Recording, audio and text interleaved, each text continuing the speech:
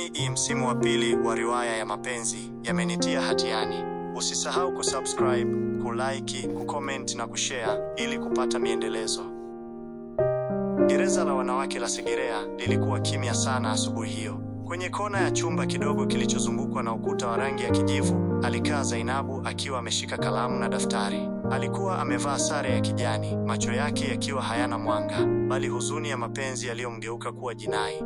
Leo ni siku ya 61 tangu nifungwe. Kila siku ninajiuliza, kwa nini moyo wangu ulivutwa na mtu ambaye mwisho wake ni damu? Aliandika hayo kwenye daftari lake.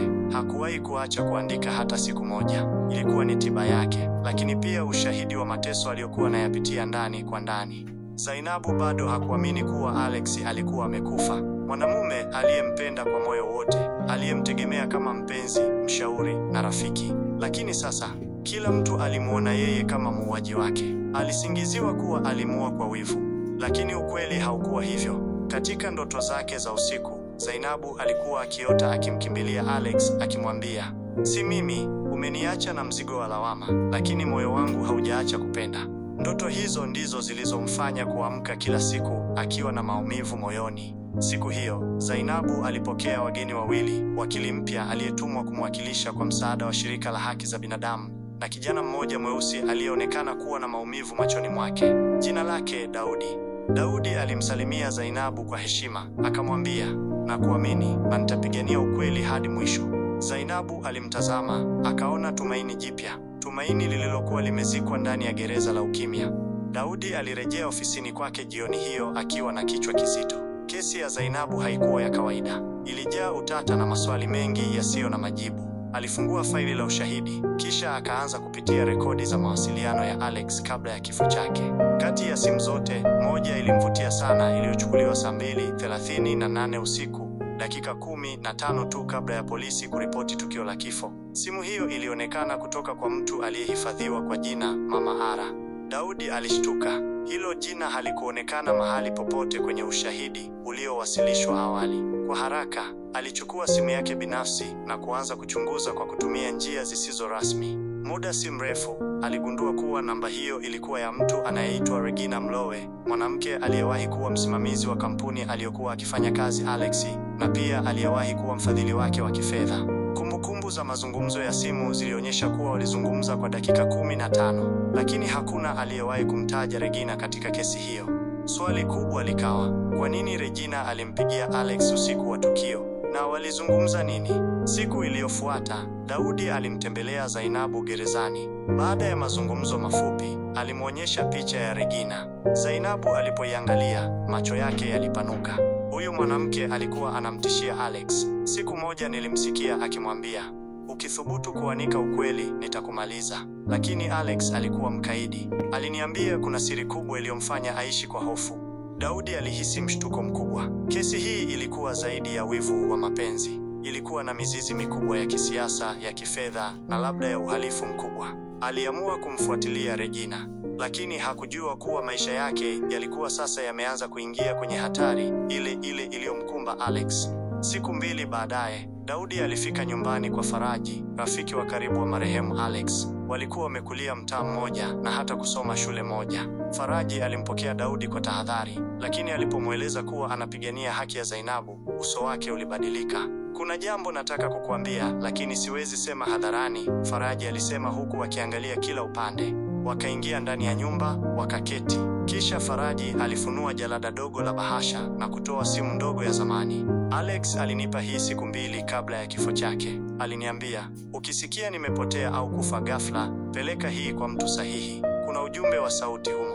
Daudi alishika simu kwa mikono iliyotetemeka, akaiwasha na kufungua kifaa cha kurekodi sauti. Ujumbe huo ulianza, "Regina, acha kuniandama. Sijui unataka nini. Kama ni kuhusu ripoti ile, mimi nimeshaamua. Nitaipeleka kwenye bodi. Siko tayari kuendelea kuwa sehemu ya ufisadi. Na kama utaniletea vitisho tena, nitamwambia Zainabu kila kitu." Sauti ya Alex ilisikika wazi, ikiwa na mchanganyiko wa hasira na hofu. Daudi alihisi damu ikimkimbia mwilini. Ujumbe huo ulikuwa ushahidi wa kwanza wa moja kwa moja kwamba kifo cha Alex hakikuwa cha kawaida, na pia kwamba Regina alihusika kwa namna fulani. Aliambia Faraji, hii inaweza kuwa tiketi ya kumtoa Zainabu gerezani. lakini pia inaweza kuwakera watu hatari. Natakiwa kuwa makini sana. Hakuchelewa. Alinakili ujumbe huo na kuutuma kwa mwanasheria mkuu wa serikali kupitia barua rasmi ya kisheria.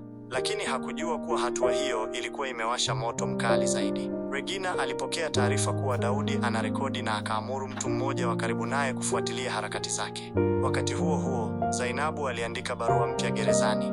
Ninaomba haki, si huruma. Ninaomba ukweli, si huruma. Na kama bado kuna moyo unaonipenda huko nje, usikubali niendelee kunyanyaswa na uzushi huu. Usiku wa saa 8, simu ya Daudi iliita. Alikuwa usingizini, lakini alipoona jina la mtandao wa habari, Ukweli Halisi, alishtuka. Mhariri mkuu, Biari Angela, alimwambia kwa sauti ya haraka.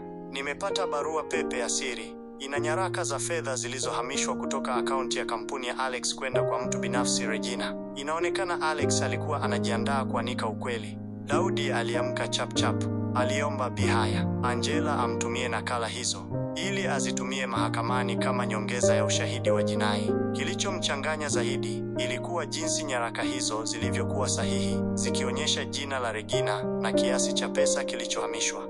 Lakini alfajiri hiyo, kabla hajafika ofisini kwake, aligundua gari lake limetobolewa matairi yote manne. Kwenye kioo kulikuwa na karatasi ndogo yenye ujumbe mfupi: peleka hiyo kesi mbali au utaungana na Alex. Daudi hakuogopa, badala yake aliamua kuishi kwa tahadhari. Aliripoti vitisho hivyo polisi na kuweka nakala zote za ushahidi kwenye hifadhi ya mtandaoni yenye nenosiri maalum. Wakati huo huo, Zainabu aliitwa mahakamani kwa kikao cha mapitio ya ushahidi mpya. Mahakama ilikubali kupokea rekodi ya sauti na nyaraka za fedha. Majaji walikaa kimya baada ya kusikiliza sauti ya Alex. Hata mwanasheria wa serikali alionekana kushindwa kujitetea kwa nguvu kama awali. Mwishoni mwa kikao, jaji mkuu alitangaza, kwa ushahidi huu mpya, tunafungua upya kesi ya Zainabu Hassan. Mtuhumiwa ataendelea kuwa rumande hadi uchunguzi wa kina ukamilike. Mahakama imegundua kuna uzito mkubwa wa ushahidi uliofichwa. Zainabu alitokwa na machozi, sio ya huzuni, bali ya tumaini. Kwa mara ya kwanza, dunia iliwasikiliza. Na huko nyuma kabisa ndani ya ukumbi, Regina alikuwa ameketi akiwa amevaa miwani meusi. Alipoona mchezo wake unaanza kuharibika, akaketi kimya, lakini ndani ya moyo wake akajua, nimeanza kupoteza udhibiti, lakini sijamaliza. Miezi miwili baadaye, kesi ya Zainabu iliendelea kupeperushwa kwenye vyombo vya habari vya kitaifa. Umma ulikuwa umeanza kumuunga mkono, wakimuona kama mhanga wa mfumo uliojaa rushwa na visasi vya mapenzi. Wakati huo, uchunguzi wa siri wa Daudi, kwa kushirikiana na waandishi wa habari na mawakili wa haki za binadamu, uligundua mengine makubwa zaidi. Waligundua Regina alikuwa sehemu ya mtandao wa watu waliotumia kampuni ya Alex kusafisha fedha haramu. Alex alipogundua, alianza kukusanya ushahidi. Regina alipogundua nia ya Alex, alimtishia na mwishowe akampoteza kwa njia ya kulishwa sumu, jambo lililothibitishwa kupitia uchunguzi wa maiti wa pili uliofanywa kwa siri na familia ya Alex.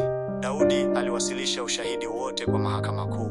Regina alikamatwa siku hiyo hiyo na kukabiliwa na mashitaka ya mauaji, utakatishaji fedha na kula njama kumchafua mtu asiye na hatia.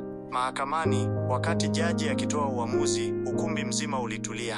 Kwa ushahidi uliowasilishwa, mahakama hii inamwachia huru Zainabu Hassan. Aidha, inatoa agizo la uchunguzi maalum dhidi ya watu wote waliokuwa sehemu ya njama hii. Kwa sasa, haki imetendeka.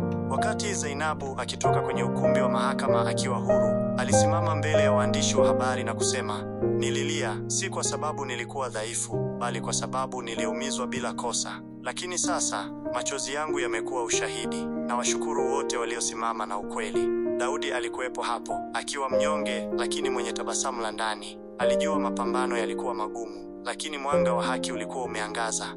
Msimu wa 3 unaweza kuendelea na maisha ya Zainabu baada ya kuachiwa, changamoto mpya, na huenda mapenzi halisi yakaanza kuchanua tena, lakini safari bado ni ya kupanda na kushuka. Usisahau kulike, kucomment, kushare na kusubscribe ili upate nyingine nyingi zitakazokujia hivi punde.